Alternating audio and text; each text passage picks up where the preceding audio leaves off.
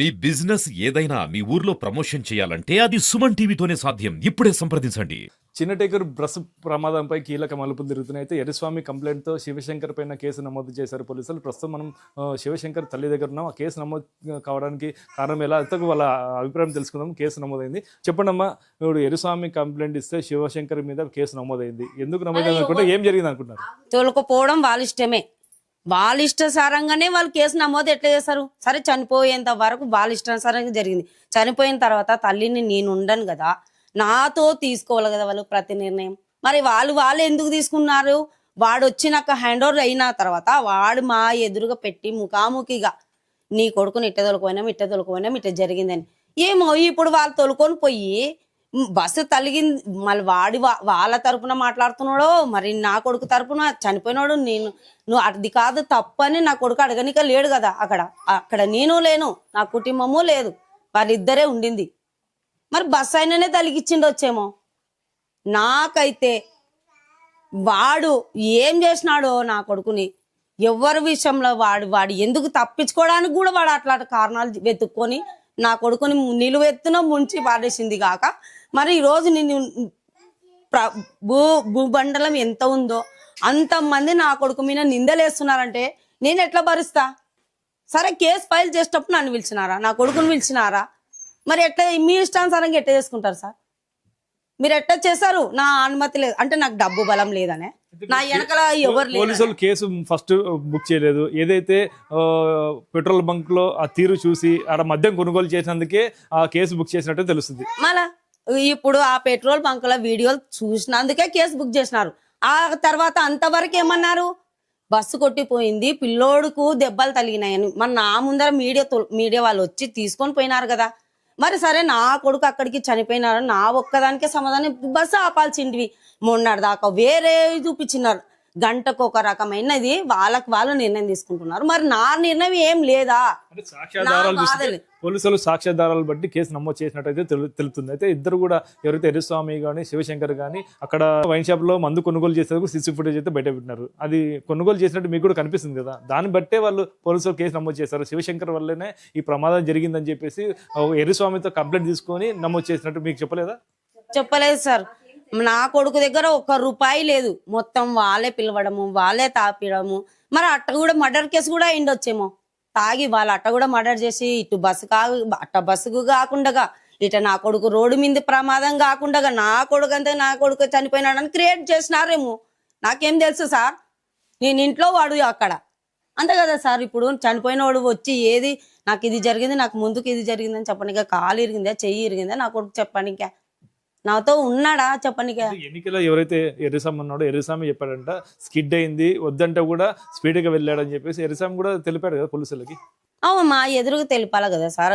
సరే, ఏ నిర్ణయమైనా కానీ తల్లిని నేనున్నా. ఇప్పుడు 10 సార్లు కాదు 100 సార్లు మీడియా వాళ్ళు వస్తున్నారు, చూస్తున్నారు, పోలీసు వాళ్ళు. నాది కూడా ఒక్క కేసు వాళ్ళు నమోదు చెయ్యకముందు కానీ చేసినా కానీ ఒక్కసారి ఒక పోలీస్ దగ్గర కూడా కేసు నమోదు చేసుకునేటప్పుడు నా ప్రమేయం లేకుండా తీసుకుంటున్నారు వాళ్ళు. అది ఎట్లయితుంది? అది బస్సే కొట్టింది నా కొడుకుకి. వాడు తప్పించుకోవడానికి ఇవన్నీ కారణాలు వెతుక్కొని ఈరోజు నేను నిలువున ముని ఇప్పుడు అటు కాకుండా ఇటు కాకుండా కుటుంబం ఇంత నాశనం అయిపోయినా కానీ కూడా ఇంకా నా కుటుంబం మీద ఇంకా ఎలాంటి కనికరము, ఎలాంటి జాలి, దయ లేదంటే దానికి నా వెనకాల డబ్బు బలం లేదు. నా వెనకాల అదే డబ్బున్న వాళ్ళ పిల్లలు అయింటే నాకు అది కూడా అనుమానాలు వస్తున్నాయి కదా సార్. నా అనుమానానికి కూడా క్లియర్ చేసిన తర్వాతనే కేసు నా కొడుకు మీద నమోదు చేయాలి. సరే, నా కొడుకు బతుకుంటే నా కొడుకు మీద కేసు పెడితే మేము పూలో నాలో చేసి కానీ కూడా దానికి మేము మా తరపు నుంచి ఏదో ఒకటి చేస్తారు కదా సార్. ఈరోజు నా కొడుకు నిండే వాళ్ళు అట్లా ఖాళీ జీవనం అయిపోయినారు.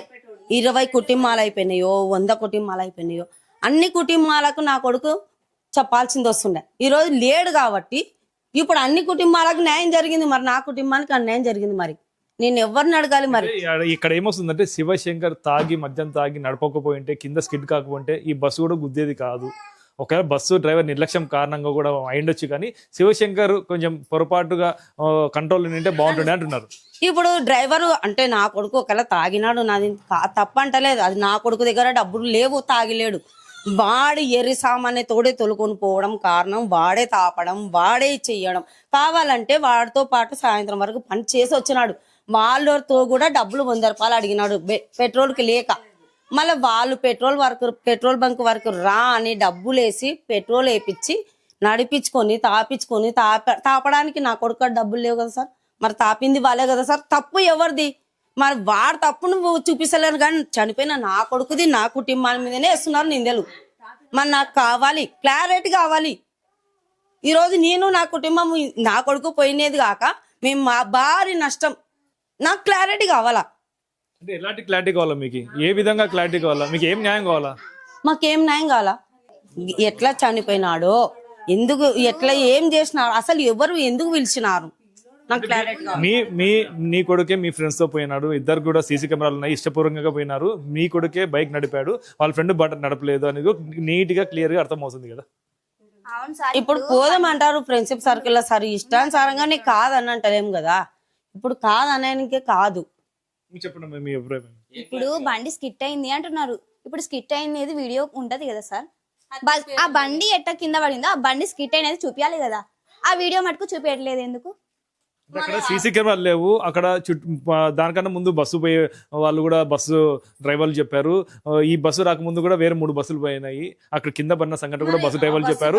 ఇప్పుడున్న వేరేస్వామి కూడా అదే సంఘటన చెప్పాడు, స్కిడ్డే కింద పడినామని చెప్పి చెప్తారు. క్లియర్ గా మొత్తం పోలీసు వాళ్ళ ఎంక్వైరీలో ఇవన్నీ ఇవే చెప్తున్నారు కాబట్టి అదే మేము కూడా అభిప్రాయం పడుతున్నాం. అదే ఎట్లా కింద పడినారో ఆ వీడియో మాకు కావాలా. అసలు ఎట్లా కింద పడి ఎట్లా చనిపోయినాడో మాకు ఆ గ్యారంటీ. ఎట్లా ఆ పిల్లోడే తొలకపోయి ప్లాన్ వేసుకొని చంపినాడా, లేకుంటే ఆ బస్సు గుద్ది చచ్చిపోయిందా, లేకుంటే మీరు కూడా ఎలా చెప్తున్నారు ఆ పిల్లోడు ప్లాన్ చేసినాడు? ఆ పిల్లోడు ఇప్పుడు ఇంట్లో ఉండని పని కాంచి వచ్చినోని ఇంట్లో ఉండనియకుండా తొలకపోయినాడు. ఫోన్లు చేసి మందు దాపిచ్చి తొలుకొని పోయినాడు.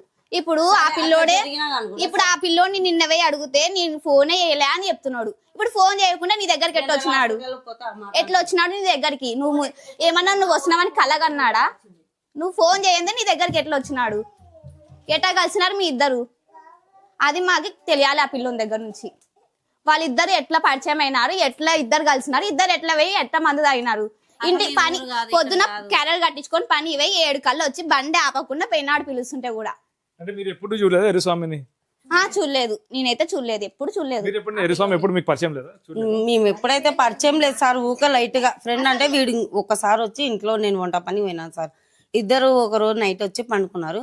ఎవరు, ఎందుకు వచ్చినావు, నీకేం అవసరం ఉంది, అసలు నువ్వు ఎందుకు రావాలా, రాకూడదు, ఎవరు రాకూడదు, ఎవరికి దగ్గరికి పోవద్దని నేనంటే అమ్మ ఎప్పటి నుంచి ఎక్కడికి పోనమ్మా, పోతలేనమ్మా, వాడు హైదరాబాద్ లో ఉంటాడు అని చెప్పినాడు. మీకు తెలిసిన సమాచారం ఎరుస్వామితో పాటు ప్లస్ మీ కొడుకుతో పాటు ఇంకెవరైనా ఉన్నారని తెలిసిందే? నాకు తెలియదు. ఇక్కడ వాళ్ళైతే ఎవరు లేరు. మీరే చెప్తున్నారు సార్, మీడియాలో దాంట్లో చెప్తున్నారు. సిసి ఫోటో అంత వాళ్ళు నలుగురము మేము అందరం కలిసి ఏడుకో పోవాలనుకున్నాము.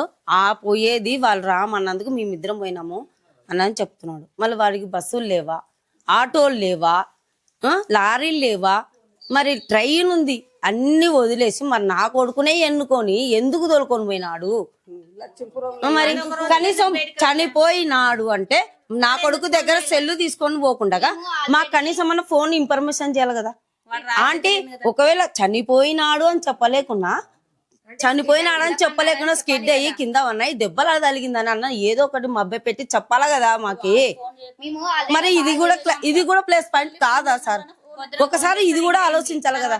నేను ఉదయం పొద్దున 6 గంటలకి నాకు తెలిసిన వెంటనే GGHకి వచ్చిన తర్వాత నేను ఫోన్ చేస్తే ఫోన్ రింగ్ అయింది. మరి తర్వాత కూడా ఒక అర్ధ గంట తర్వాత గంట తర్వాత నేను ఎందుకు నా కొడుకు బాడీ తీసుకొని వచ్చి అక్కడ తీసుకొని బూత్ బంగ్లాలో చేర్చిన తర్వాత అక్కడ నేను చూసినాను. అక్కడ చూసి మళ్ళీ ఫోన్ రింగ్ చేసినాను.